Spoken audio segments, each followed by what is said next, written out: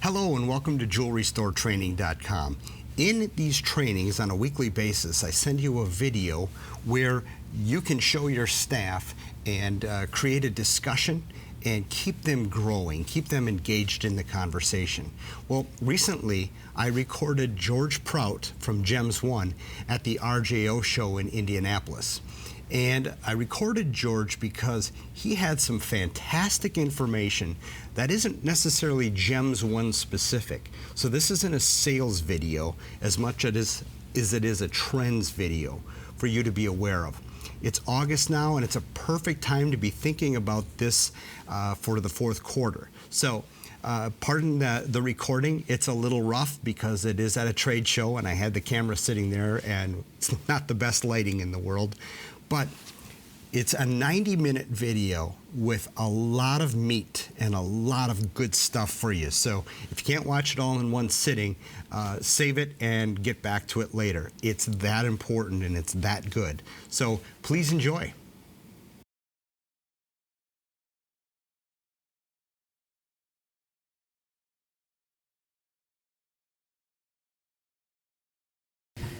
Well, welcome to what is now, I guess, our fourth time doing this. Yeah, woohoo. The sales team and I had a discussion, I guess, a little over 2 years ago where it occurred to us that it might be beneficial to have a little get-together prior to the RJO show. And also, since they're all fairly big drinkers, they all thought the idea of having a bar would be good. So I think that first time we had about maybe 17, 18 people. And now it just keeps growing and growing and growing, and it's really wonderful. I must tell you, it's very exciting for me every year to know that I'm going to get this chance to explain to you, what's going on inside us. Every year around the second week of April, I disappear for about 5 weeks. And I spend those 5 weeks with 4 graphic artists and a photographer, and I build the stuff that we're going to do. And the whole rest of the year, I'm doing product development and trying to figure out what's going to be the right stuff. And I think this hopefully gives you a window into the thought process. One of the things we're really trying to do is, obviously we want to justify the product development decisions we've made, but I also want you to understand what the thought process is, so that as people come to you and say, hey, this thing's going to be hot, well, maybe you will leave here with a set of questions that you might not have intuitively thought to ask about its relative hotness. Tonight also, I think I have the coolest stuff to talk about ever. I am incredibly excited. A really important thing occurred for Gems One this last Saturday that we're going to talk about. And I have been furiously, hello. The bar is open, by the way. I know that that's be terribly important for you guys. Yeah, just go right over there. Elisa, they want doubles. Anyway, something really important happened last Saturday that materially impacts what we're going to be doing. So I have a series of things. I just want to give you a roadmap for the evening. Thing number one, of course, is talking about the keys to understanding the trends. Thing number two is the actual trends themselves. Thing number three is hopefully everything you need to know about lab-grown diamonds, but maybe we're afraid to ask. I will actually be able to tell you a lot of things. I've been immersed in study of this for over a year. And we're doing some things in this business as a result, and I'll have a chance to explore a little bit of that. Usually I try to be pretty much vendor agnostic when I do these things. I'm not here to sell Gems One, but I do think that there are some elements of what we're doing on the lab-grown side that are meaningful and important. Excuse me. Then, 2 key initiatives for selling online. It is my view that we are all in a state of denial about online. I guess 15 years ago, the internet kind of reared its ugly head, and a lot of us spent a lot of money trying to figure out how to sell on it, and we discovered that it really didn't work very well. And so we turned our internet sites into basically advertising vehicles, a billboard on the information superhighway. And the problem with that is, while that has been an effective use of the internet, the unfortunate reality is that now there are a lot of people actually buying a lot of jewelry on the net. And yet I'm willing to bet that of all of you in this room, very few of you have a robust online sales business. And I believe it's time to change that. And so I have a couple of initiatives that I think you'll find extremely interesting. And then lastly, you know, we all know and we all have attended all these seminars that have told us that social media is critically important. And I'm sure you've all got some kind of social media presence. Ladies, you got your drinks? Good. But the problem with social media is it's very hard to understand the ROI. And I think partly that's because it's hard to measure, but also partly because it's really not generating a lot of ROI. I'm going to show you something that will allow you to dominate social media in your local market. It costs next to nothing. And I think that's a super important element that we're going to talk about tonight. So this is last December's KPI report. If you've heard me speak before, I spent a lot of time studying the data that the Edge Retail Academy produces. The Edge Retail Academy has approximately 550 stores now that dump all their sell-through data into a single server down in New Zealand. And every month they spit out their data. So what we're really looking at is imagine a 550 store chain and we get to see what's sold. And what's fun, and especially fun for me, because to a certain extent I view this as Gems One's report card, these were the top 15 selling items from December of 2015. Now, the numbers are too small probably for you to read them from where you are. So I changed the slide slightly and differentiated it so that all the red over there, that's all Gems One. So of the over 100,000 pieces that sold in the 550 stores last December, we had 13 of the top 15 selling items, which is just incredible to me, and obviously not random. You'll see the two that fit in there also is a gents Figaro bracelet, and a gents Cuban link. Everything else was Gems One. Now, I'm not showing you this to brag. I'm showing you this to establish credibility. This doesn't happen accidentally. Think of all the suppliers, like everybody in here is RJO, so think of all the suppliers you're going to see over the next 3 days at the RJO show. Not a single piece came from any of those in this top 15 report. Now, I'm not knocking those companies, but I'm just saying that from a product development standpoint, clearly we're doing something and we're thinking about it in a different way than anybody else. Also, while I'm on this chart, I want to point out a couple of things because I think the chart answers some questions that you may have, because there's certainly questions that I've been asked by a lot of jewelers. One is, many jewelers have said to me during the past 8 months, you know, George, it seems like the vendor community got very excited about Two-Stone, but did Two-Stone really sell? And I know that for some of you, Two-Stone didn't sell very well. In fact, for a lot of independents, Two-Stone didn't sell very well. And yet it's interesting to note the #1 selling SKU in the 550 stores was a Two-Stone ring. In fact, of the top 5 selling SKUs, 5 were Two-Stone. So if you didn't sell Two-Stone, I suspect that it is at least worth reflecting on the thought that perhaps your advertising inputs or what you did with your store associates or your training, some factor in the store failed to trigger the same kind of success that was experienced by an awful lot of other stores. Also, this causes me to ask a question. There are a lot of women in the room. Can I see a show of hands of how many of you are currently wearing a Two-Stone pendant? Now, without appearing to chastise you, can I just say that when there's a trend item, that you ought to be wearing it? That in fact, the most valuable billboard in your community is not the one on Highway 9. It's your neck. Because women in your community, whether you're an owner or a key sales associate, women in your community are looking to you for visual clues of what they should be wanting. And men in your community are looking at you to see what they should get their wives or their girlfriends. And I'm not just talking about in the store, although obviously in the store is the most important. I'm also talking about going to church and going to the grocery store and going to school to pick up the kids. You're a constant moving billboard that should be being used to infect your community with trends from your store. In fact, one of my favorite business books is The Tipping Point by Malcolm Gladwell. And his extraordinary insight is to look at trends in fashion and trends in consumption the way an epidemiologist would look at the flu. Now, if I wanted to come to your town and give it the flu, One of the things that Gladwell would suggest, I'm not saying he said this, but I think his analysis would propose that this would be effective.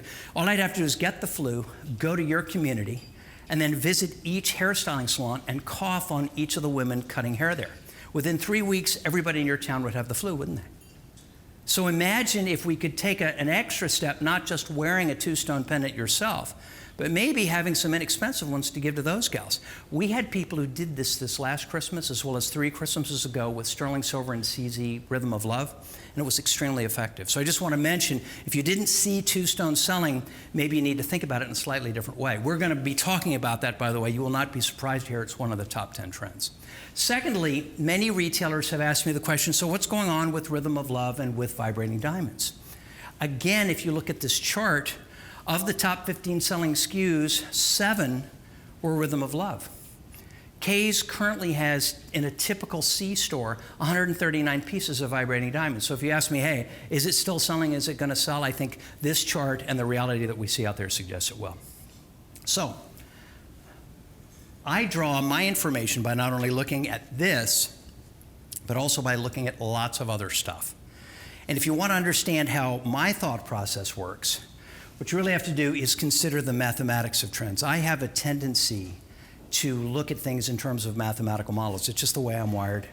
Unfortunately, it means that sometimes I sound more like a college professor than a jewelry person. So I apologize. It's not an affectation. It's just me. But so what I want to share with you very briefly is a way of thinking about the way trends occur in terms of mathematical models that psychologists and consumer experts would use with some predictive value of the fact that by this December that item's going to sell. Hey, and guys, go ahead and get a drink. We just got started, so you really haven't missed anything.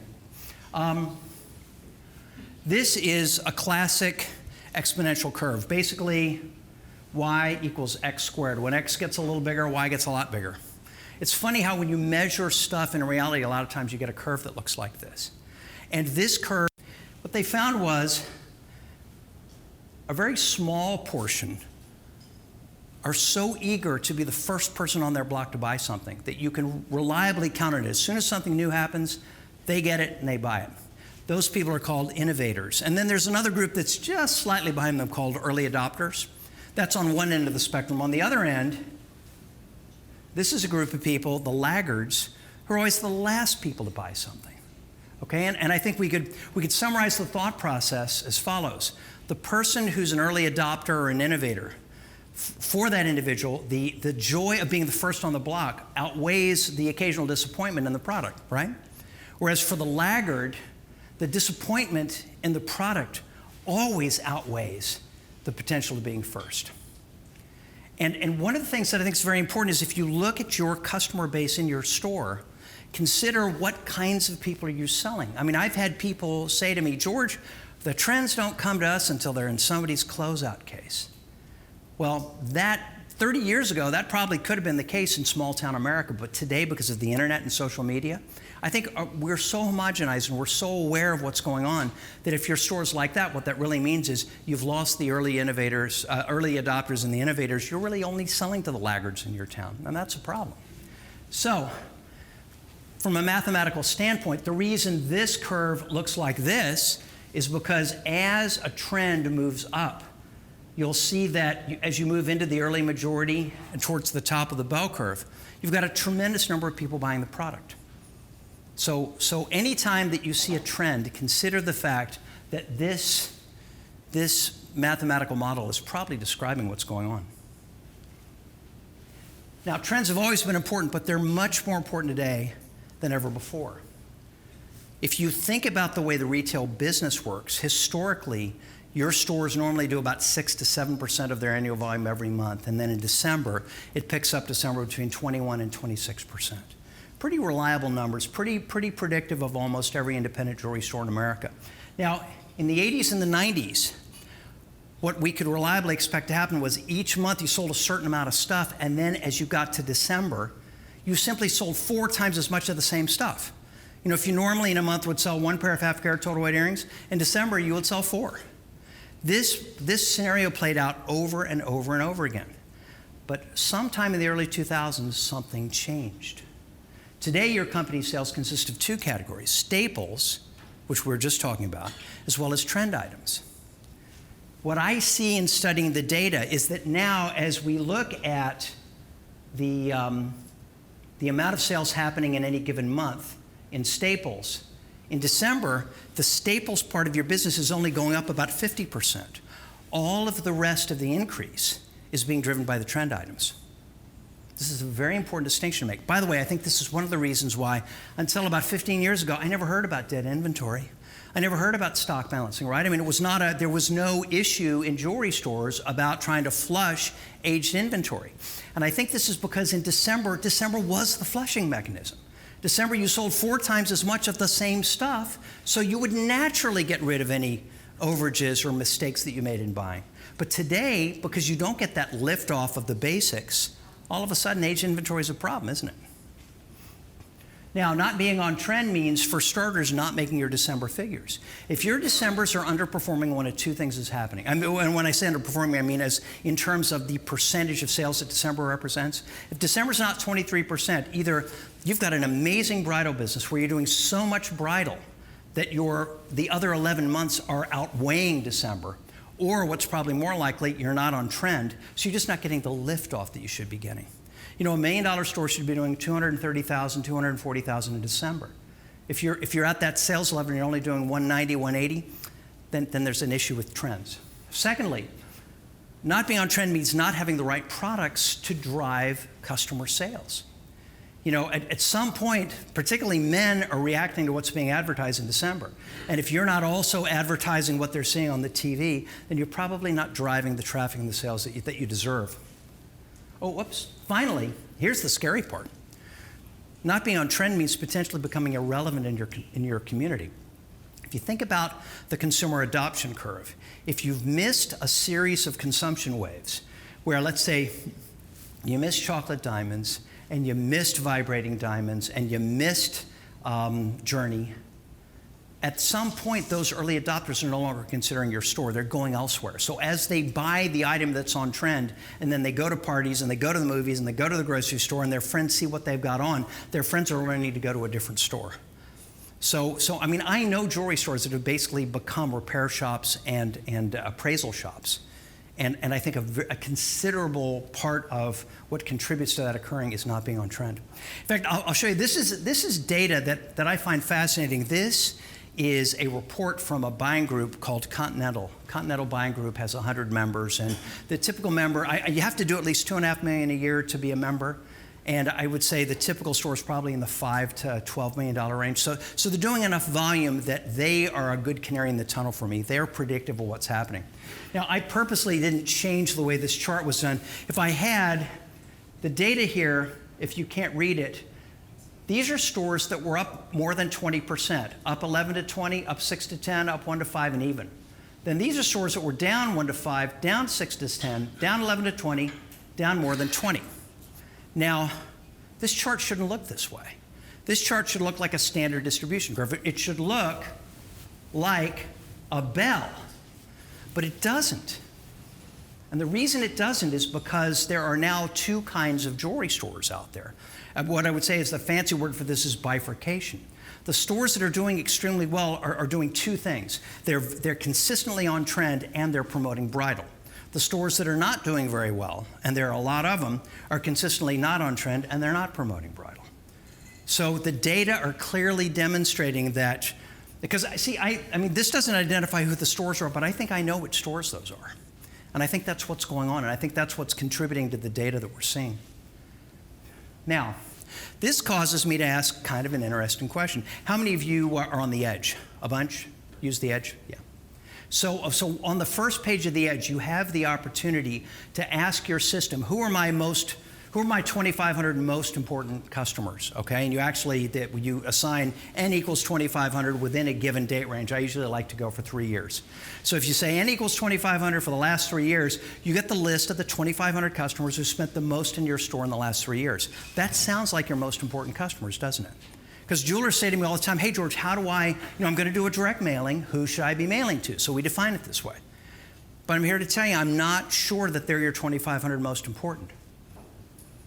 Are they the ones who spent the most money? Or are they the innovators, the early adopters, and the early majority in your community. So the thing you have to remember is these people are the gift that keeps on giving. When you sell them that two-stone ring, the other women in their social group know, oh yeah, Mary's always got the coolest jewelry. That Hank, he knows exactly what to buy, right? And that's what you need happening in every social group in your local market. So I would say that while yes, obviously the 2,500 people who spent the most money in your store are very valuable to you, I would also start to analyze your data in terms of who was the first group of people who bought Rhythm of Love in your store? Who were the first group of people who bought Together in your store? Those people are exhibiting a psychological predisposition that's characteristic of early adopters and innovators. I say we need to make sure that we hit them with direct mail all the time. This is one of my favorite slides. I call this guy Surfer Dude. You know, I have said to jewelers for years that what we really try to do, you know, when I look at the marketplace, neither we nor you have the funding capacity to create a consumption wave. But we do have the funding capacity to build a surfboard. So what we really try to do is anticipate what the consumption waves are going to be and then build the right kind of surfboard so you can surf the wave. Now, this guy, Surfer Dude, is in a condition that physicists would call dynamic equilibrium. He's not working hard, is he? Now, he had to work a little bit he started paddling, he had to figure out when the wave was going to come, but once he stood up, he's actually totally relaxed. And he's going 80 miles an hour and having a great time. That, to me, that's what it feels like when you're on trend, either in a jewelry store or working for a jewelry manufacturer.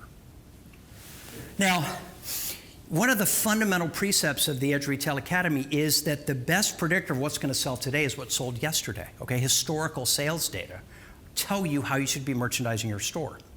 But the problem is they're not predictive with trends, are they? Because there is no, I mean, all of a sudden, three-stone came out of the blue. You didn't know you were supposed to have a bunch of three-stone. All of a sudden, a bunch of customers started coming in for it. So how do you forecast which items will become hot trends?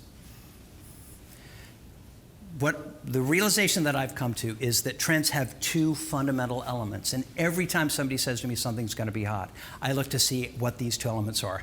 Trends have sources and drivers. Now, where do trends come from? What are the sources? Okay, one of the ones that I watch very closely is the Vicenza Hong Kong US axis, because every year new stuff comes from Vicenza. That show happens around January the 10th. Then it moves, it migrates to Hong Kong, and I go to Hong Kong every year with a Nuge because I want to see which Italian trends the Chinese have knocked off. I mean, honestly, it's just as simple as that. I want to understand what they're doing and how they're perceiving things to be evolving. And then finally, 2 months later, what shows up at JCK? This is one of the principal ways that I look to see about trend formation. But in addition to that, there are certain department stores that reliably impact what's going to sell nationally. I especially watch Saks Fifth Avenue. I especially watch Bloomingdale's. And I watch Macy's. I also watch the shopping clubs, HSN and QVC, about 14 years ago.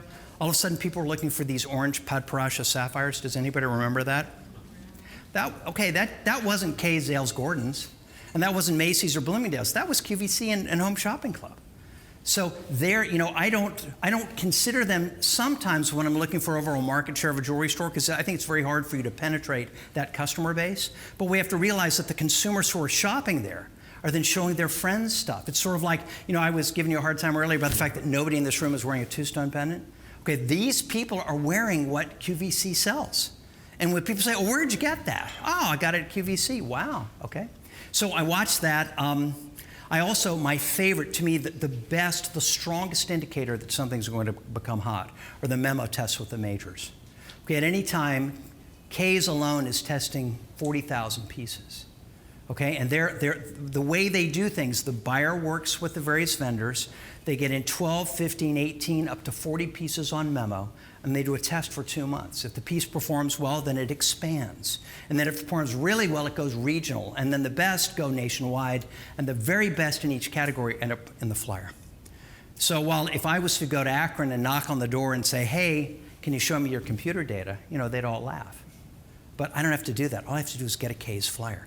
And I can see in a Darwinistic sense what was the survival of the fittest of those items that were in the memo tests.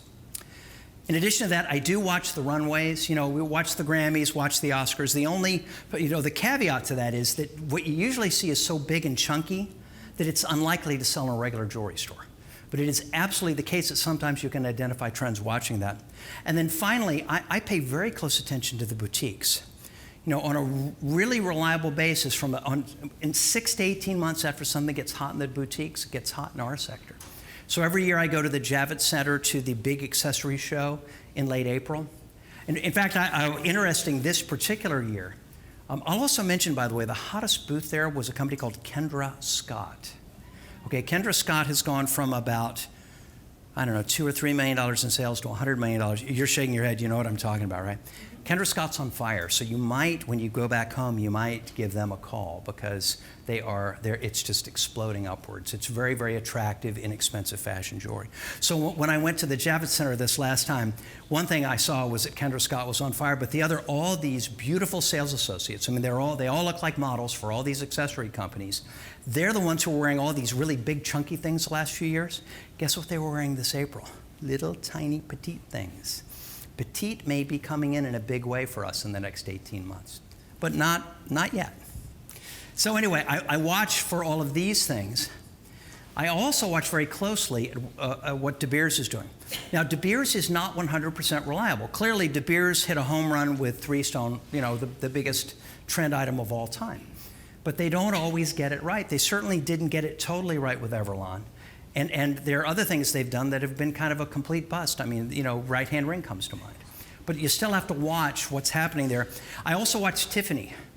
Tiffany has time after time after time positioned very interesting high-end products. So they're certainly worth watching. So those are the sources. The drivers are the advertising that drives demand. There is a fundamental concept in marketing called share of voice, okay? So if you look at any industry, the share of voice that each participant in that industry has is proportionate to the total amount they advertise. So if you look at our industry, these are the companies who have significant share of voice with what we do. Anybody want to guess who has the biggest share of voice? Kay's and Jared. Yeah, for sure, exactly. In fact, really, to a certain extent, Kay and Jared and Zales have become the De Beers of our current time frame. You know, since De Beers kind of had a hissy fit because the other miners wouldn't spend money, so they did Everlon thinking that maybe they could advertise what only they sold, and then they just said, heck with you guys.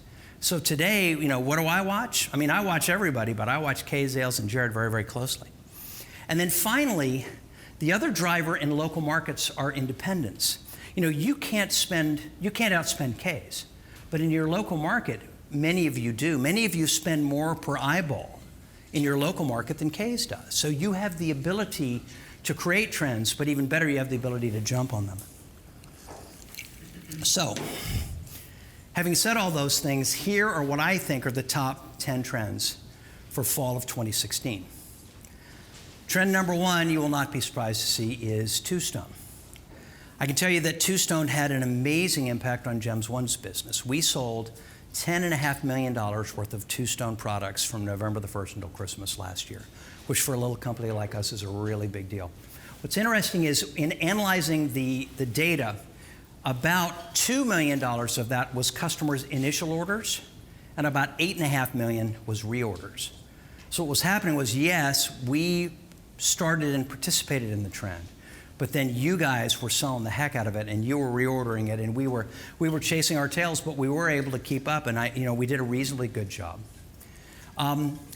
This is the report from National Jeweler, where the CEO of Sterling called Two-Stone a grand slam home run. Now, it's important for you to recognize Mark Light, who's the CEO of Sterling, has said some pretty interesting things about Two-Stone. One thing he said is in calendar 2016, Signet intends to sell over $1 billion of Two-Stone jewelry. Now, if I told you that I intend to do something, I mean, I may engage in some hyperbole, or I may be overly optimistic, okay? But when Mark Light says something to the investment community, those analysts take that to heart. When he said we're going to do $1 billion in Two-Stone, he wasn't kidding, because the analysts are going to be asking him now every month, so how's that Two-Stone thing going? So here's what's important for you to know. This fall, 11 suppliers will give Signet between $30 and $50 million on memo. This arrangement was made in April. The merchandise will arrive by the end of September. I'm guessing that means about $425 million worth of product in Kay's, Zales, Jared's, Belden's, J.B. Robinson. Now, last year, we know that Signet spent $25 million to sell close to $100 million worth of the product. I'm guessing that this year, in order to generate the kind of sales that Mark Light is talking about, that they're probably going to spend somewhere north of $80 million.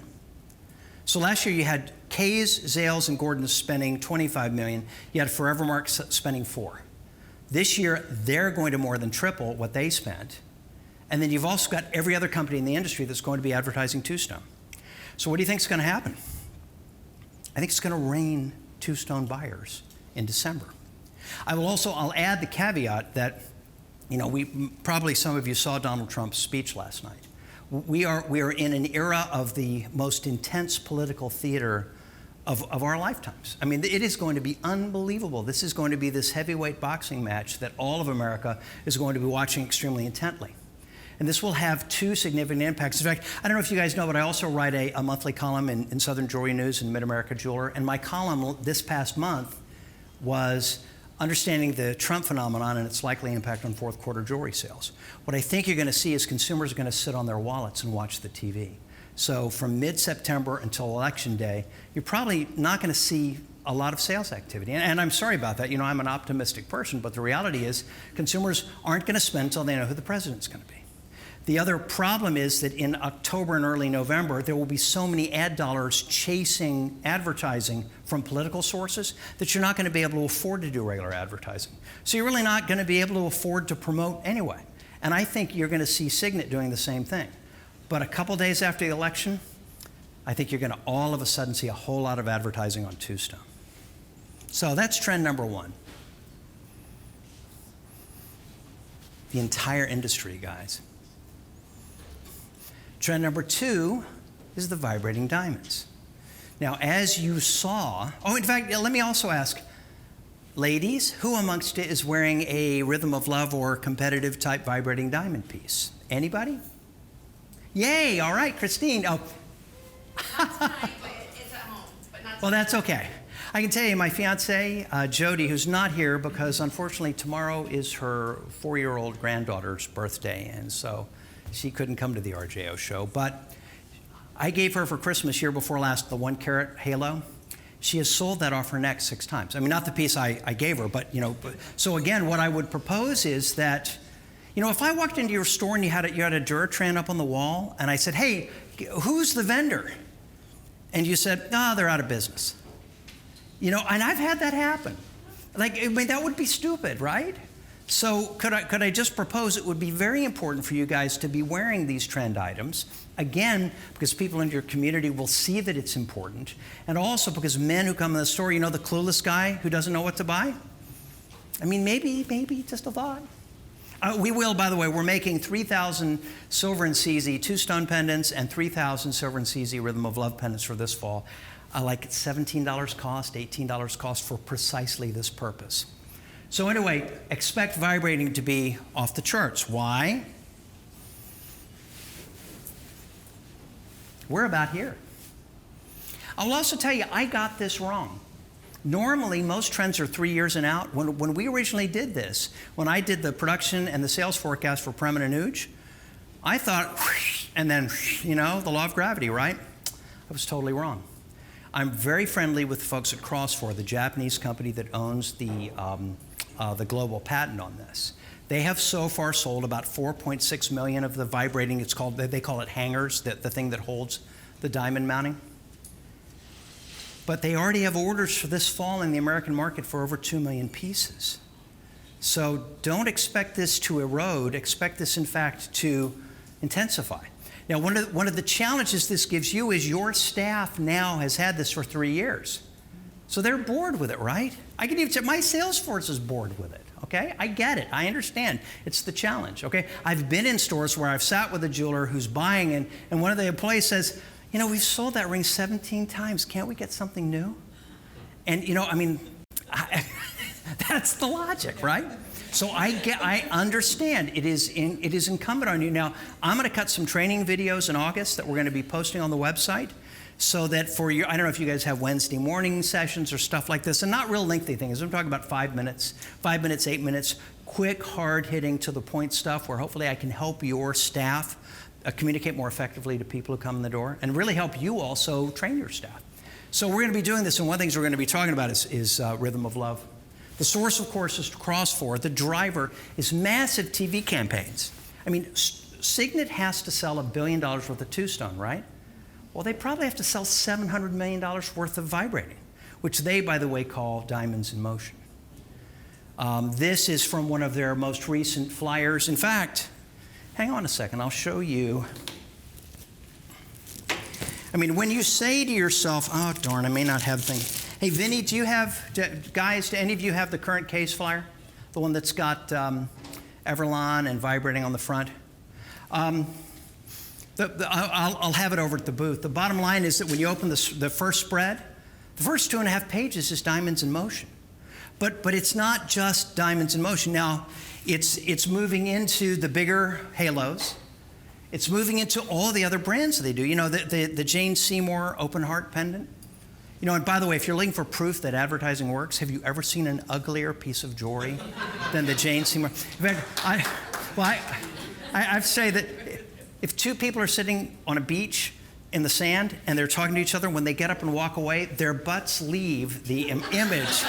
So I'm sorry, Jane Seymour, but that's, okay, here we go. Yeah, this is what I was looking for. Thank you, Dave. All right, so, no, I've got it. I'll have it over at the booth. Anyway, the bottom line is that the typical K's store now has 139 pieces in the showcase, and it crosses all the sections. I know the guys who sell the Hope and Heart pendants to Sterling. Guess what? The top 3 selling SKUs have something that moves with the cross 4 mounting. In the artistry assortment, the top 6 pieces have something that move. They've now launched colors and rhythm. Every K store has at least 22 pieces of color. Most of it's created color, but it doesn't matter. It's more stuff that moves. So if you get the picture, these guys are riding a very fast horse. And the only way they can ride it successfully in December is to continue to push. So I think you're going to see more of this. I encourage you and your employees to wear it. Now, the 800-pound gorilla in the room, and we're going to talk about this some more later this evening. And that also, let me just warn you, I'm going to get a little non-vendor agnostic because we're getting involved with this in a very big way, and I'm going to share with you a little bit of that plan. This is the biggest thing that's happened in the jewelry business. I made it number 3 because I was afraid it would overshadow the first 2, but from a long-term significance viewpoint, this is the most, in fact, let me put it a different way. The most important decision you will make in the next 12 months is how to handle this strategically. We're going to talk about it later on, but I wanted to show you a few things that you might want to take notes on, okay? Some of the big suppliers, the biggest is PDC globally, okay? And PDC's American arm is Puregrown, and you've probably heard that name. Renaissance, you know, Stuller launched in March.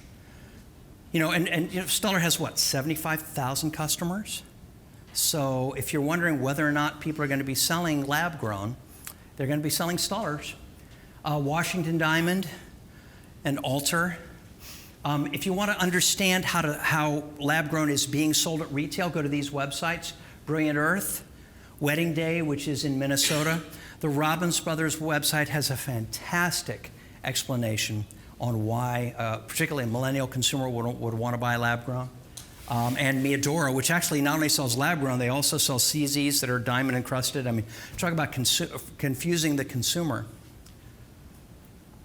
Prepare your company for a major upheaval, including declining regular mined diamond prices. Okay, I don't know if you guys noticed, RAP went down 4% last Friday. And I think this is, unfortunately, just the beginning. I had a strategic meeting with Prem and Anuj this last February where we really took a look at, you know, exactly how much diamond inventory do we want to own? Because we don't know what's going to happen here.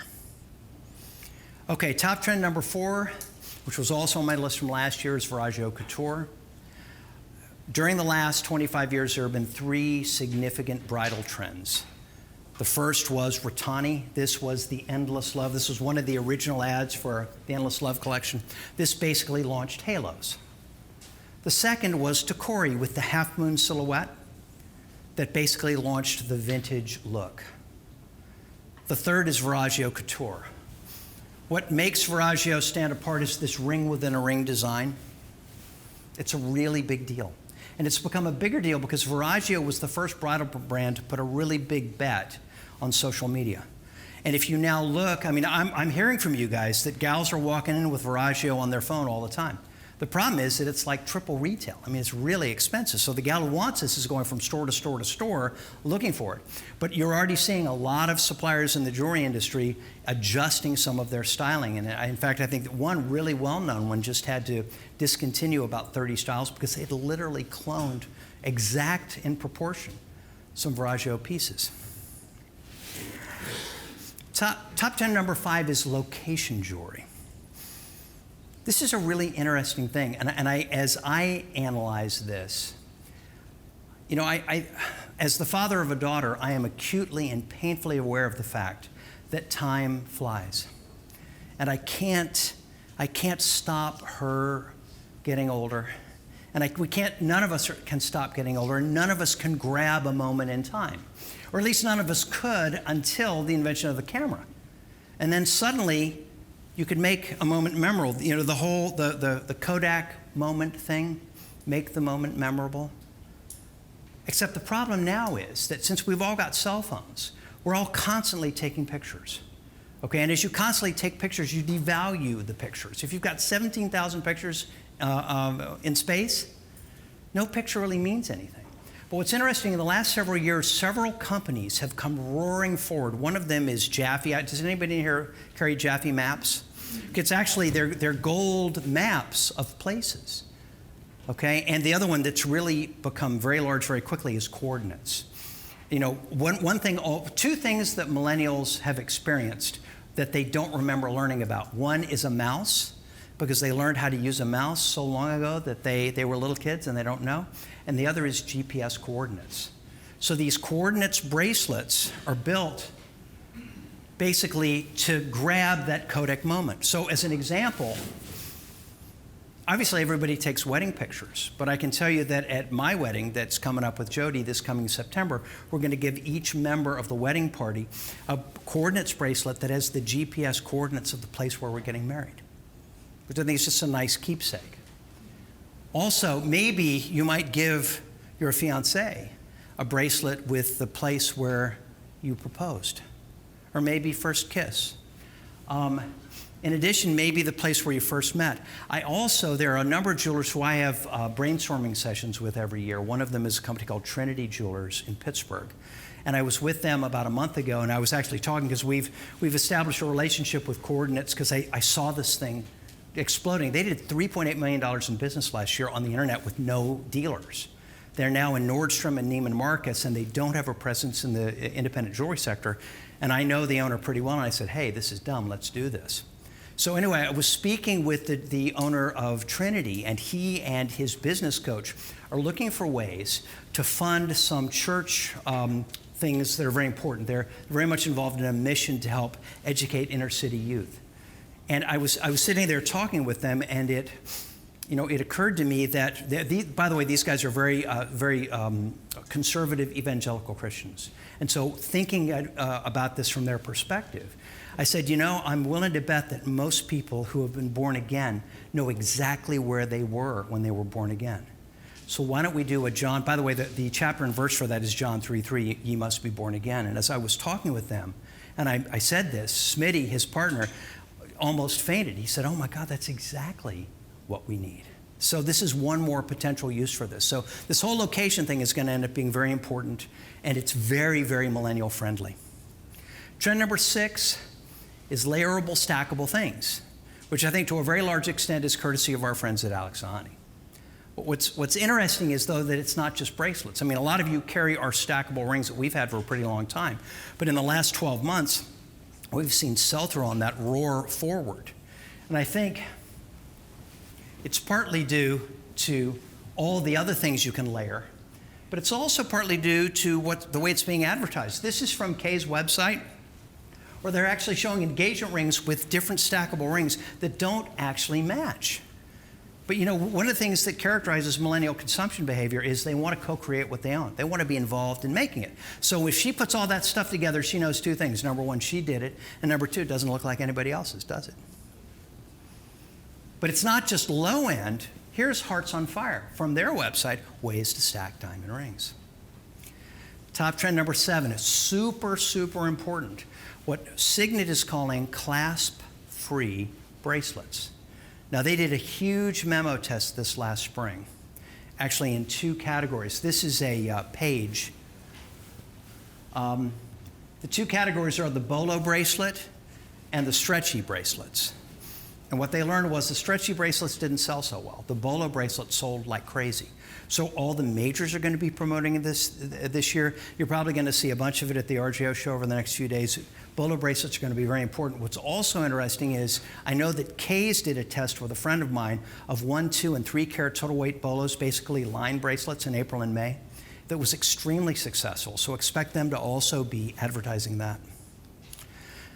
Top trend number 8 is miracle plates. You know, I mean, the illusion heads have been around since I was a kid.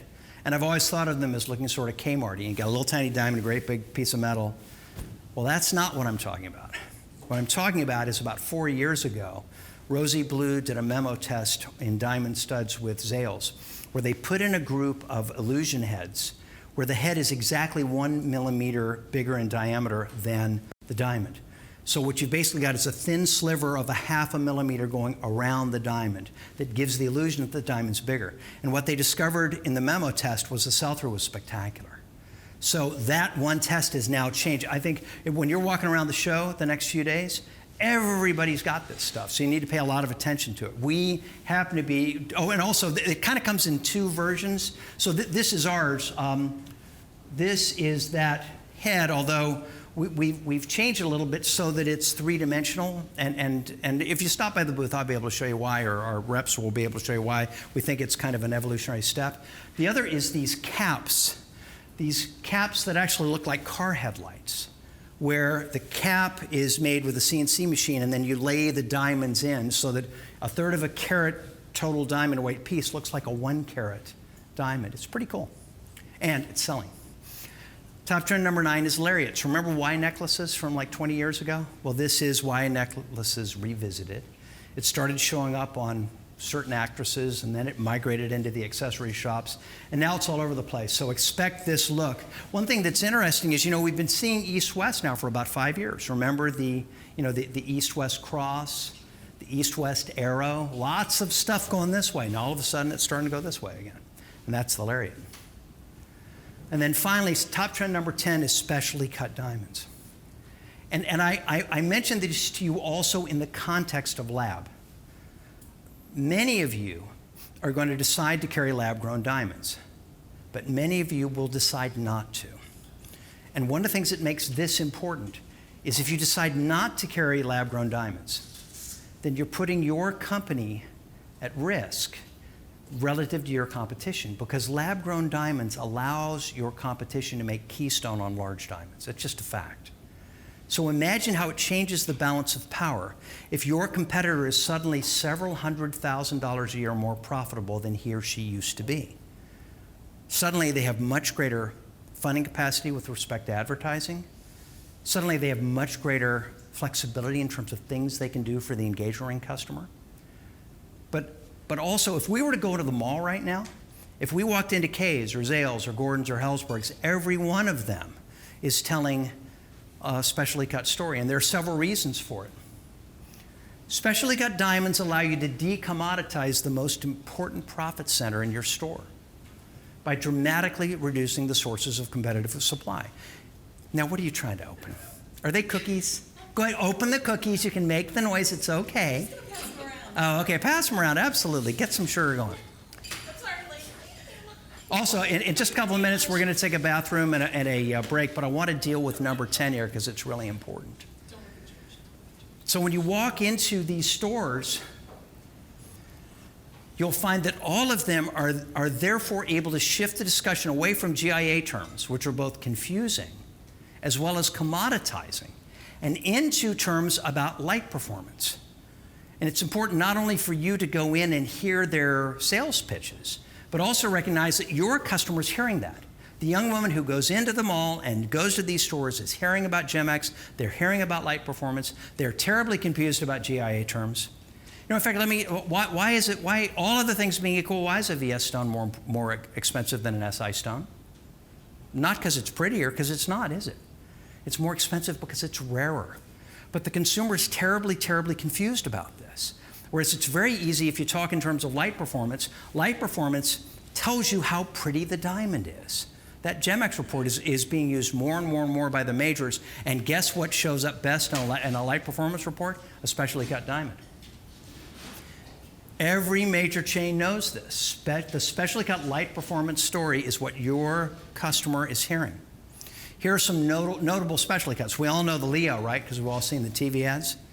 You've got Zales Celebration, Hellsberg's Radiant Star, Fred Meyer's Sitara, and they're selling more and more and more of this stuff.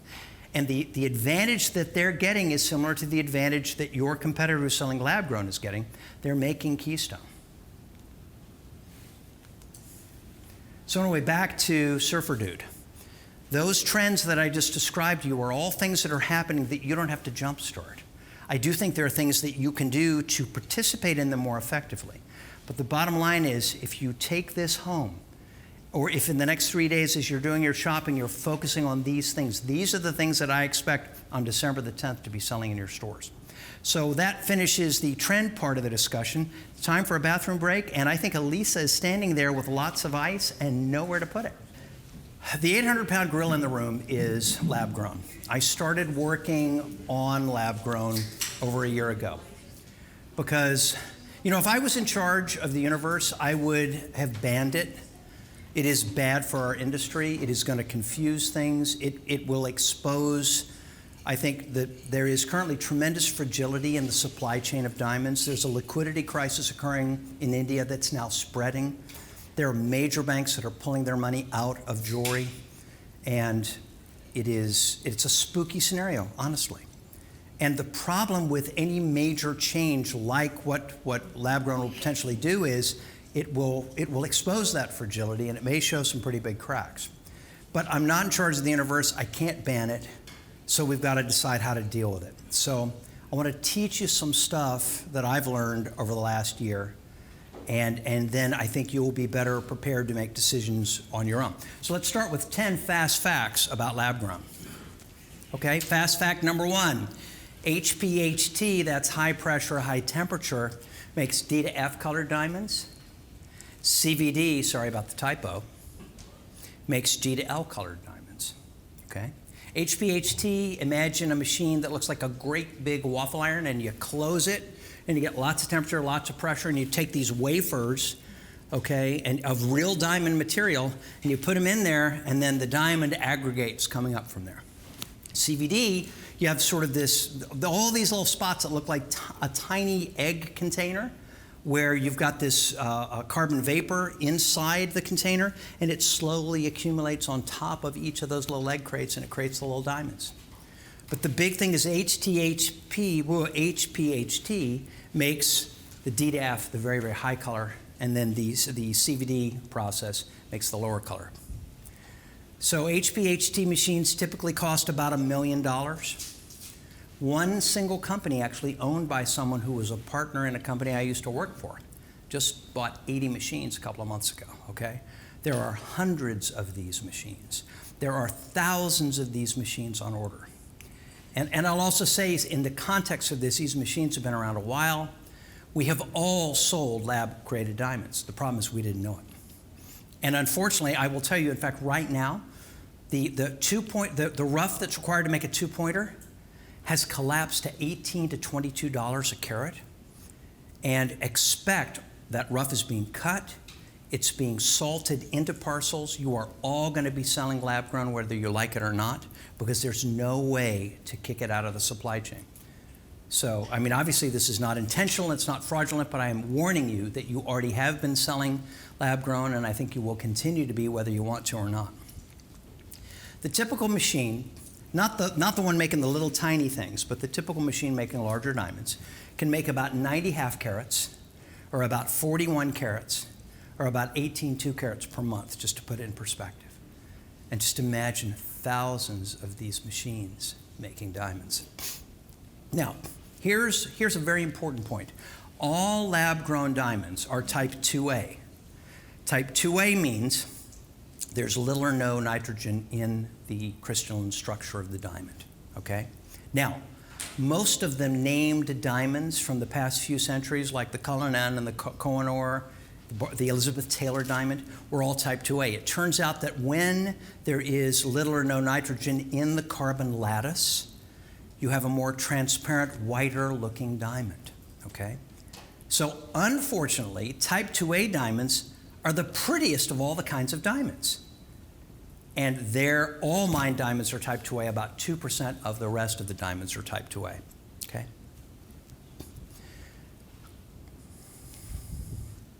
Determination of diamond type requires a very fancy machine, an infrared spectrometer that typically costs $75,000.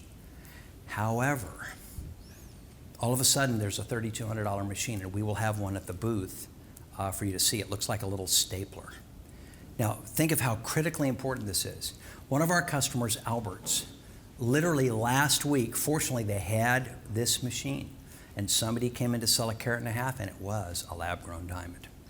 So think about it. I'm sure most of you will buy diamonds off the street. You're going to need some way to protect yourself, to at least understand what it is you've got as these things go out into the marketplace. So we have one of the machines. Actually, it was FedExed today, so we'll have it tomorrow. Okay. As things currently stand, man-made diamonds are selling for about 40% less than mined diamonds. And that also reminds me, one of the things that I encourage you to start doing, both for yourself as well as your staff, we need to stop talking about real diamonds versus whatever the heck lab-grown is, okay? What we want to talk about is mined diamonds versus lab-grown. I think those are the two terms that seem to work best if you're going to be in a discussion with a consumer.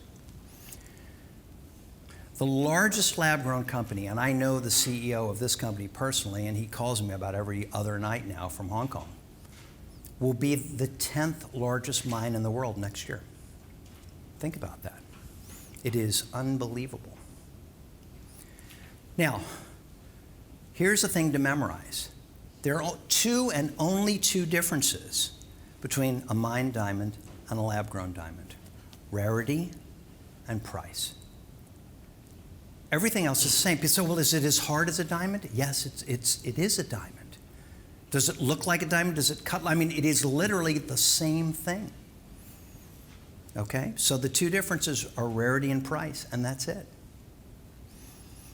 And thing number 10, which I think is critically important, the majors are in memo tests. I have it on really, really good authority that the only reason Signet isn't in this business yet is because of source of supply. As supply gets cranked up, it is inevitable that every mall store will have lab-grown diamonds. And I think we're looking at like an 18-month window at the most. So again, I'm not endorsing the idea of lab-grown. I'm simply saying it's here. And I would say this: if you are inalterably opposed, if you don't want to carry lab-grown, then I really, really encourage you to look into specially cut diamonds, because it's the only way that you will be able to play in the same kind of margin realm that your competitors who sell lab-grown will play. Any questions so far? Okay, so now 10 speculations on lab-grown. And of course, that was number one. Whether you like it or not, it's here. Don't be an ostrich. Number two, when you talk to lab-grown suppliers, and I've talked to lots of them, they are mostly full of bull. They have talked themselves into believing things that I absolutely don't believe. They have talked themselves into believing that prices are not going to go down. Well, it costs so much, George. There's such an investment in the machines. They go on and on and on. What a bunch of malarkey.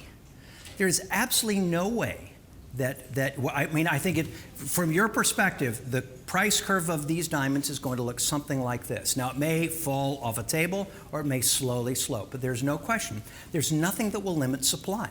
Also, consider the fact that for the last 6 years, diamond engagement ring sales in the United States have been roughly flat at about 3 million per year, okay? Now, we know from the law of supply and demand, if demand doesn't go up, but supply goes up, what happens to price? Price goes down. And I can assure you that this supply is going to be through the roof. So, when you talk to these guys, just realize they're buying into their own hype, and I'm not sure that I accept it at all. Number 3, early adopters are likely to generate considerable profit from selling it, and market shares and personal fortunes will be realigned as a result. That's just a fact. This is going to change things in an unbelievable way. And by the way, one of the changes may be 3 years from now, we may see the emergence of a lot of colored stone centers for engagement rings, because that may end up being the only way that she can show her friends that she has a real center stone. I mean, I don't know. It's so. I would never have thought that these things would be occurring, but they are. So, prices will inevitably decrease. But as a retailer, think about flat panel TVs. Okay, 5-6 years ago, Best Buy was selling a 40-inch plasma for $5,000. 18 months later, it was $500, right? So what they did was they made sure that they didn't own too much of it, and they made money all the way to the bottom of the pool. That's the way to think about this. It's turn, baby, turn. Now, this is really important. Lab-grown allows consumers to think big. The unfortunate reality is that there are a lot of women who have half-carat diamonds as engagement rings and they love them. But you know what? Carat diamonds are a lot more interesting looking, aren't they? And 2-carat diamonds are amazing. And what lab-grown's going to do is to allow consumers to think a lot bigger. See, right now, you're probably selling a really nice 1-carat diamond for between $5,500 and $7,000. I mean, give or take. It's probably a reasonable estimate. Well, lab-grown is going to allow you or a competitor to sell a really nice 1-carat diamond for about half that price. But I don't think the consumer is going to go down in price. I think they're going to go up in size. So suddenly that customer who really can only afford a carat now is going to be able to think about a carat and a half. It's a pretty cool thing. And the customer whose budget is very small is suddenly going to be looking at a 1-carat diamond, which is a terrific thing. So, mine diamond prices will decrease because of supply and demand pressure, which we talked about. Here's the really fun one. When's the last time you made keystone on a 1-carat diamond? How'd you like to make keystone on every 1-carat diamond? Maybe even better than keystone. I talked a friend of mine into getting one on memo from Pure Grown a couple of months ago because I was working on this. I said, look, we're going to be in this business and you really ought to get started in it. So he got in one. He made a 2.4 markup on that diamond 2 days after it came in. It is suddenly possible to make real margins in this category, and that's a blessing. We also know millennials like it. You know, if you go back, think of a completely different product that nobody thought would ever sell, diet beer. But in 1968, somebody took diet beer and changed the story. It became taste great, less filling. And they advertised it with football players, and suddenly diet beer sold. And today, what's the #1 selling beer in America? Diet beer. So similarly, if you had asked 30 years ago, would a woman want a man-made diamond as an engagement ring? No way, right? Except for millennials, man-made diamonds are ecologically friendly. They are socially friendly. You know, there was no chance of it being a conflict stone. Millennials seem to like this thing a lot. In fact, if you read the E3 information on Robbins Brothers' site, you'll see exactly how to sell a man-made diamond to a millennial consumer. The problem, of course, is that consumers are also going to be confused about it. And you and your sales staff better learn a lot about this really, really fast. I can tell you, I'm going to be cutting a bunch of training tapes. I've got a cinematographer or video guy coming in August 10, 11, and 12 so that I can cut a series of tapes myself to hopefully help you guys explain to your staff about these things. Now, here's a biggie, and if you read my article, every year I do an article in April called The View from Hong Kong for that particular year. And of course, you know, lab-grown diamonds was the big story from there. One of the things I wrote about was the fact that for years, for decades, the majors have been selling I2s at a really low price, I2 1 carats for, $34.99 or $29.99 and saying you're overpriced because you don't have a 1 carat diamond at that price. Well, the real problem is you won't put a diamond that ugly in your box, will you? You don't want a diamond showing up with your name on it and people thinking that's what you sell. Well, guess what? All of a sudden now you're going to have a beautiful 1 carat diamond for $3,000 that's at least SI. I mean, it's really, really going to be a pretty stone. This will completely eliminate the advantage that I think the majors have had for a very long time. And then finally, my final conjecture is I think the future profitability of your company will be dramatically impacted by this and by the way that you choose to manage it. And again, I'm not saying that I'm endorsing it. I wish it wasn't here. But the fact of the matter is, it is here. And if it is here, then we have a couple choices. We can either deny ourselves the revenue stream and the profit that might come from it, or we can say, you know what? Let's get in the game and let's at least get our feet wet and find out if we can make a bunch of money at it. So now here's the kind of selling part of my presentation. I'll try not to sell too hard, but I do think that as I studied the marketplace and I thought about how Gems One might fit into this milieu, it occurred to me that if we did certain things, we would be able to obtain an advantage. The big thing that happened was last Saturday, we finally established ownership of a diamond manufacturing business. We are now lab-grown diamond makers, which is a really cool thing. It also completely destroyed my last week because the meeting took place at about 9:30 in Manhattan. I had to drive in, I had to get up at 5, drove 3.5 hours, got to the meeting, and my job, once the meeting was over, was to write up the business plan and write up the marketing plan. So guess what I've been doing all of this last week? But I had a lot of these ideas ready, and we were really ready to roll. In fact, I don't know if you know this, but we actually launched 2 brands at the Vegas show, and that was us putting our toe in the water. One is Alpha, and the other is Patriot. And Patriot is exclusively man-made diamonds made in the United States. So what's cool now is it will be at the Alpha brand, and then it will be Patriot by Alpha, because we have machines that will be here. Now, when I think about Gems One and our unique selling proposition and our key assets and core competencies, as a loose diamond supplier, we understand diamonds. Realize that about 1/5 of our business is selling loose diamonds. So we already do this. We already get this. There are very few manufacturers. In fact, when I joined Gems One 8 years ago, one of our customers taught me something about the company. He said, look, George, I buy from terrific companies that make finished jewelry, and I buy from loose diamond people. Gems One is my only company that does both competently. So we already know the loose diamond business. And we also already have the internal cost structure. I mean, the typical loose diamond margins are between 6% and 8% for a supplier. We're already set up so that we can work at those kinds of margins. That's a good thing. Number 3, we tend to get these kind of things right. I would say if you looked at Rhythm of Love, we have supplied more of the vibrating diamond mounting to independent jewelers than any other supplier in America. Similarly, we have supplied more Two-Stone to independent jewelers than any other supplier in America. We know how to do the core elements properly to be able to support you with this kind of thing. But here's the clincher, and this is what got me really, really excited. Because up until Saturday, we were simply wholesaling the same kind of diamonds that everybody else was selling. But now, we're going to be selling the best lab-grown diamond in the market, which is a very cool thing. Now, when I say the best, I'm not kidding. The reason it's best, they're all type 2A. But if you look at them, it turns out that as a result of the chemistry of each of these growers' products, they all have a funny little tint. Like if you look at the pure-grown PDC pieces, they've got kind of a pinkish tint. If you look at the Washington diamond ones, they have kind of a brownish tint.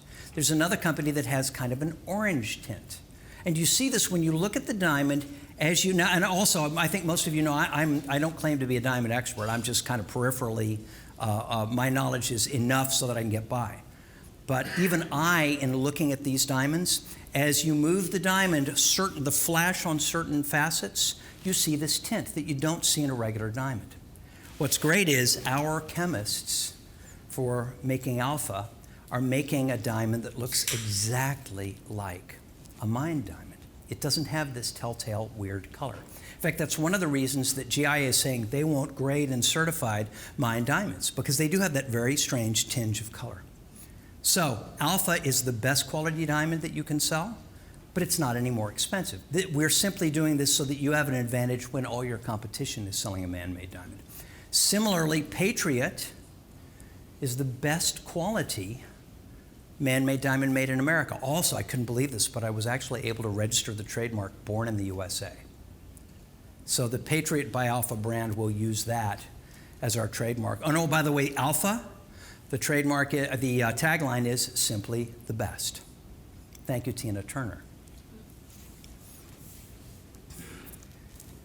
So again, thinking about GEMS 1 and the way we do stuff, we understand the marketing bells and whistles that have to be associated with the successful launch and the successful sale, and successfully communicating out in the marketplace the fact that you have these things. I mean, there are so many vendors who you can buy from, and you do. But we're pretty good at that side of it, aren't we? Now, here's a biggie. In talking with jeweler after jeweler after jeweler, since we all realize, everybody except for the guys providing the man-made diamonds thinks the prices will go down. So what do you do when you offer a trade-in policy? Like, does almost everybody in here accept a diamond that they've sold in the past for trade towards a new diamond? You probably do, right? So here's my way around that. We're going to launch the Alpha website in about a month, and we will continuously post all of the prices on an ongoing basis. I'm also going to make a beautiful parchment guarantee that kind of looks like the Declaration of Independence, because people like that. And the guarantee is going to say this: we will offer you current trade-in value on your Alpha diamond towards any new diamond purchase in our store. Okay? So if you buy a 1-carat diamond that today retails for $3,500, and 5 years from now it retails for $2,500, we'll give you the $2,500. If it retails for $6,000, if it's gone up, we'll give you that too. But this way, you give the consumer the peace of mind to know they can trade it in, which is what they expect. You keep your staff sane because they think, hey, we give trade-in value on everything else. Why don't we give it on this? Does this make sense? I think it's a smart way of doing things. And the other thing that's great is by doing this, we will also be able to do stock balancing with you on the same basis. If we sell you a diamond today and the diamond prices have gone down 20%, then we'll give you less than 20%. But at that point, you're going to be buying other items that have also gone down 20%. So this way, you'll continuously be able to make the money and make the margins. And again, think about what happens when you make Keystone on a product that you can turn 3 times a year. The mathematics of this, of the profitability of this, are really nice. Another thing that we're doing that no one else is doing is we're actually launching an entire line of jewelry with this. And think about what happens. For example, consider a 20-stone 1-carat total weight heart. Now, in the marketplace, what's selling right now along those lines? It's probably either a $19.99 or a $24.99 retail price point with fairly crappy diamonds, right? Now, that's at the crappy diamond level. Then if you move up to the nice diamond level, Roberto Coin is selling SI goods, 1-carat total weight, $6,800. Tiffany is selling one for $7,000, and Hearts on Fire is selling one for $7,500. Now imagine if you could have a beautiful VS to SI white 1-carat total weight heart that you could retail it better than Keystone for $19.99. That changes things a little, doesn't it? I mean, suddenly you've got a really gorgeous piece of jewelry that's priced in a time warp. That's very appealing to me. Oh, sure. Is this a 58 facet stone? Or Yeah. Is it rounds only, or? Rounds only to start with. I mean, it can be whatever we want. In fact, I'll tell you, it mum's the word on this, but are you guys, anybody in here familiar with a line called Henry Dawsey? Henry Dawsey is selling like crazy in high-end stores because what they have cornered the market on the extremely flat rough that they cut their cushion shapes out of. Normally, when you cut a cushion and you cut it wrong and it's too thin, it's not pretty. But I've seen stones that look like 3-carat cushions, and they're 1.30 carat. They're incredible. But the problem is they're the only ones getting the right rough. So expect within a year we will be purposely growing the rough for those same flat cushions. We'll be able to make whatever you want. The other thing is your customer will be able to special order the item. One of the things that's cool is, you know, you're starting with a wafer, and what happens is the wafer grows in a column directly up. So if you need a 5-carat VS2 E-color, we can actually bake it. It's an amazing thing. People will be able to special order their diamond. I I mean, there's so. I'll tell you another thing. I don't want to sound morbid, but our bodies are composed primarily of carbon and oxygen. And we have already seen cases where people have made diamonds from the remains of both loved ones as well as pets. I can even imagine, the grass clippings from Lambeau Field, in Wisconsin. We could make a Green Bay Packers diamond from the grass that's cut in Lambeau. I thought. Yes, ma'am. Dave likes that. Dave's our rep in Wisconsin. You have some? Oh, well, good. There you go. Go Cheeseheads. Jimmy DeGroot, did I lose him? I don't know. Any other questions, by the way, while we're... Yes. So how old will the round diamonds be? Will it be like ideal, or are they going to be... Everything in alpha has to be very good or above. There is no reason to mess around. So really, really, really good cuts. And the other thing, I'm glad you pointed that out, because I think I may not have explained something that I should have explained. When Hearts on Fire launched, one of the things they talked about was the fact that their diamonds are so nicely cut that they face up wider than they actually are. And it turns out in specially cut diamonds that actually occurs. You can actually take a piece of K-color rough and make it 2 shades wider by cutting it the right way. What's interesting is type 2A rough faces up unbelievably white when it's cut. If you ask cutters, for example, they'll tell you that Canadian diamond rough always faces up much whiter than African diamond rough. So, I mean, this sounds very esoteric, but the reality is these diamonds look quite lovely, and we will have some for you to look at tomorrow. So, Jimmy, are we rolling? Is everything good? Okay, good. I think and again, looking at Gems One's business model, I joined a company that had 200, what, Jimmy? I was afraid that it wasn't running, yeah, okay. 8 years ago, we had about 220 customers. Today, we have just over 1,050. So if you're going to align yourself with a company that's getting involved in this stuff, you don't want to be with somebody who can't go big fast. Because I'll tell you what's going to happen. There are going to be a handful of us that go big fast, and then everybody else is going to kind of fail. And because that's what always happens with stuff like this. So as I say in this slide, we already work in radiuses of exclusivity. So, there are companies like Stuller and Quality Gold or some other jewelry suppliers. They just sell anybody who wants to buy. We don't. If we're already selling you, Paul, we're not going to sell your competitor. I mean, we do this over and over and over again. So we've already got a market in the United States that's cut up with 1,050 stores that don't compete with each other. And again, that's the key. Not only do we have exclusivity, but we also have 1,000 potential doors to buy this. So any other questions? I mean, this is a really big revolutionary thing.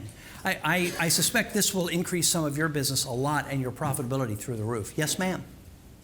Extreme heat or anything, does this affect the diamond? It's exactly the same as whatever you'd normally do with a diamond. This is literally the same thing.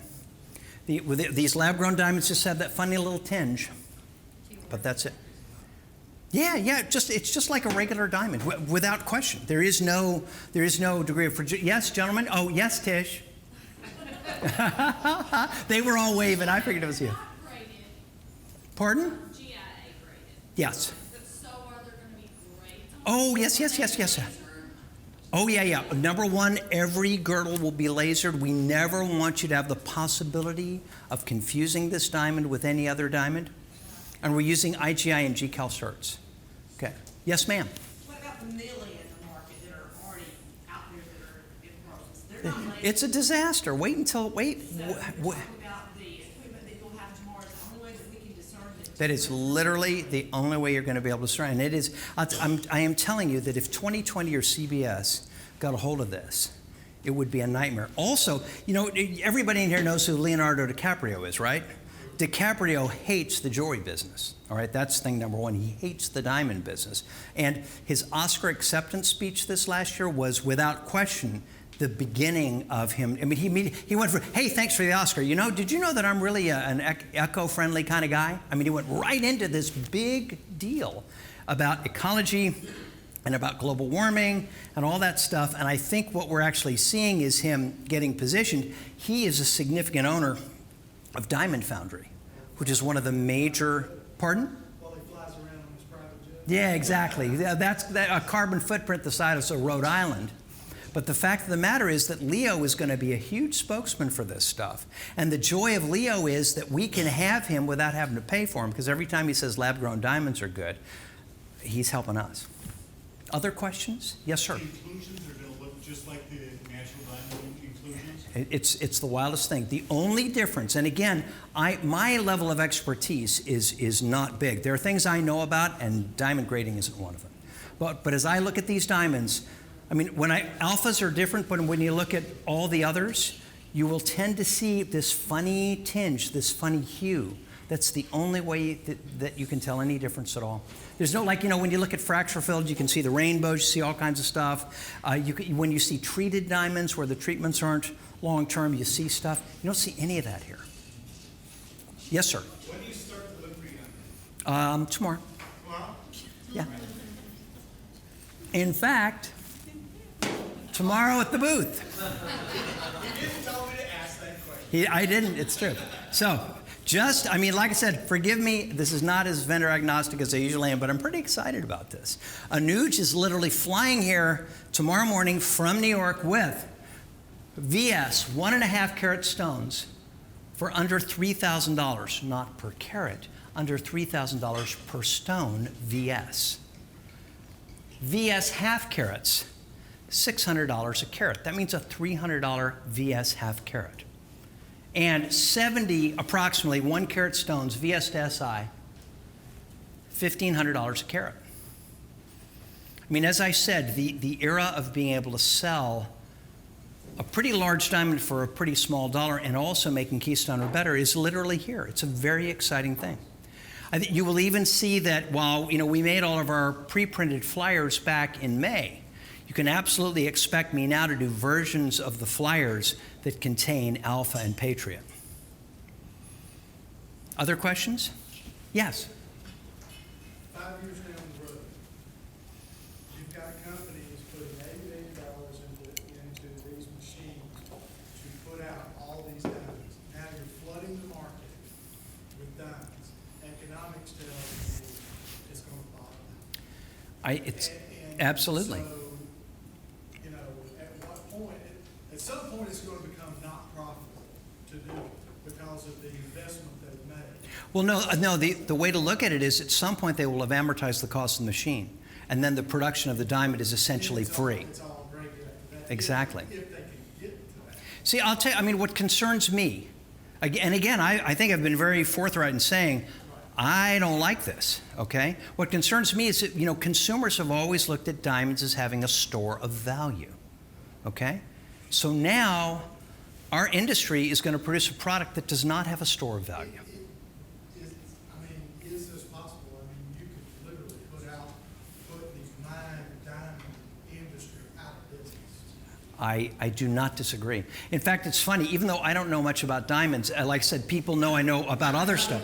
No, but I'm telling you, GIA, I'm actually speaking at the GIA Alumni Association meeting in Atlanta in 2 weeks because they are interested in what I have to say, and you're asking exactly the right question. I think this is potentially catastrophic for our industry, but the unfortunate reality is it's here. Yeah, you can't individually stop it. We can't even collectively stop it. And I tend to look at it the other way, which is that this is something that we can make a lot of money on. And what we're just going to have to do is, look, sell as much as you can, make as much money as you can, expand your market share as much as you can, and then shift on. Move on to, you saw Surfer Dude? The problem, the good news is there's never a time, usually the last one on the bar pays a big tab. That's not going to happen here. You better be ready to go back out and catch the next wave. Does this sound like a sensible way of thinking about this? I don't know what else to do. And I'm extremely encouraged by the fact that all of a sudden consumers are going to be able to buy beautiful diamond jewelry again. Diamond jewelry is going to be very competitive with electronics again. How about if we could really have beautiful diamond stud earrings for $4.99? Yes, Vinny. How much were big screen TVs way back when? Well, that's the whole key. Okay, the 40-inch plasma originally was $5,700, okay? And it went down to $500. And Best Buy was on its knees as a company when the flat panel TV business started. They made enough money in flat panel TVs alone to basically right their ship. Yes, Dave? The way I look at it is flat screen TV, from the moment you buy it, has no value other than what you're doing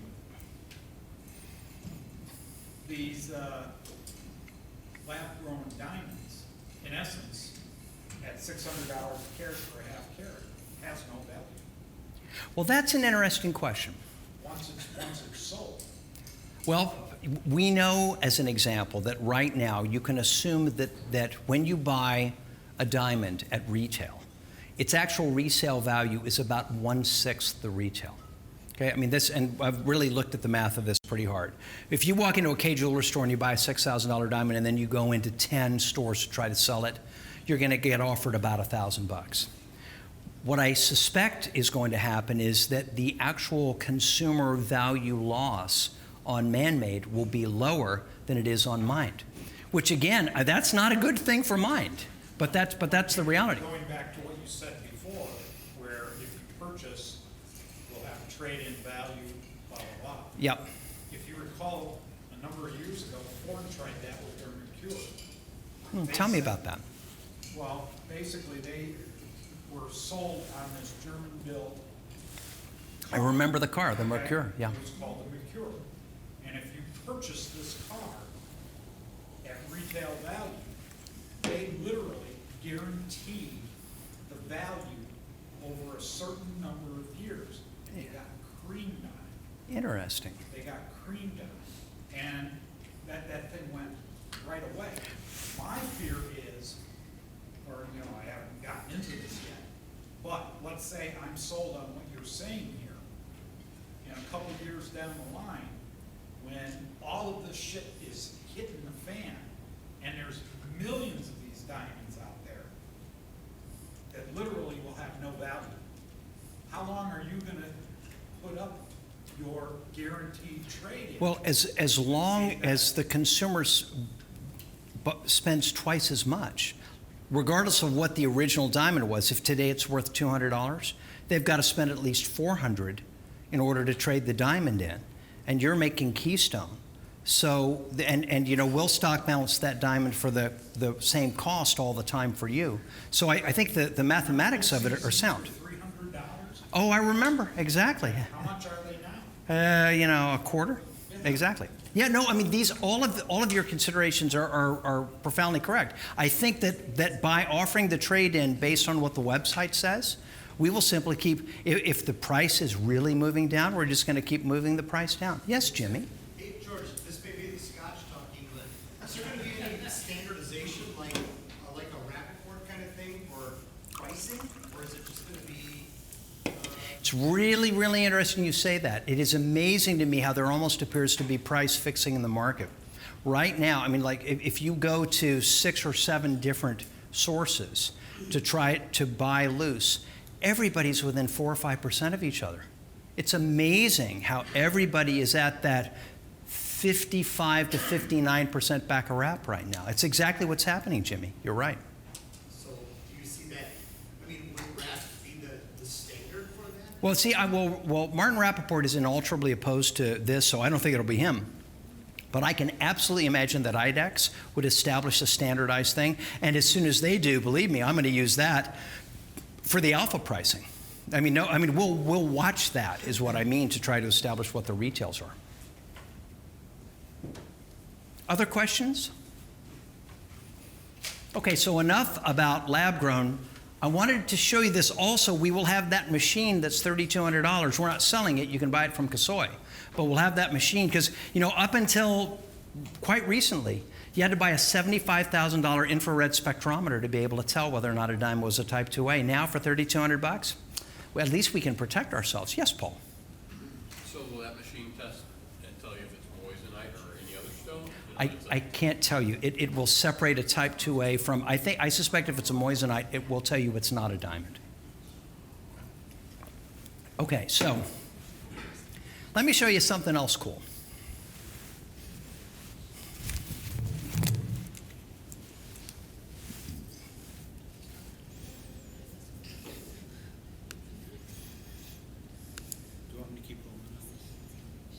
Totally works.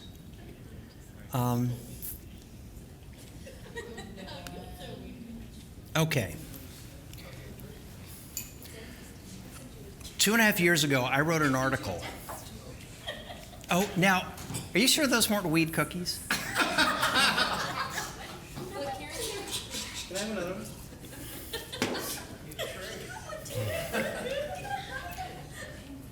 Ladies, Sorry, George. it's okay. I love you guys. No, you've quite consistently done this. There we go. We'll get some video. There you go. You guys are great. Okay, I started the presentation telling you that I was going to talk about online retailing. I have really come to believe we are all in a state of ridiculous denial. We are all not realizing that something very serious is happening and that more and more jewelry is getting sold online. And one of the ways it's being sold is in the eBay model. And I wrote an article a couple of years ago about a concept that I'd thought about called outlet. Wouldn't it be cool if we could take items that we source and build a website and plant it on your website, okay? So that just as Nordstrom's has a rack and Neiman Marcus has an outlet and Kay's has an outlet and Jared's has an outlet, wouldn't it be cool if there was a Reiniger outlet? I think it totally makes sense. Now the problem is you guys are so busy running your stores. I know, you're worse than me. You are so overwhelmed that you can barely run your store. So to then try to actually run a true internet presence is completely beyond anything that could be reasonably asked. So the good news is I've set it up so it's been done for you. So we've created this concept. This is Jody's site, JL Winters, and it has, this is actually live right now. And you'll notice up here in the corner, it's got outlet, okay? Now this just went live a week ago. So if I go up to outlet and I click it,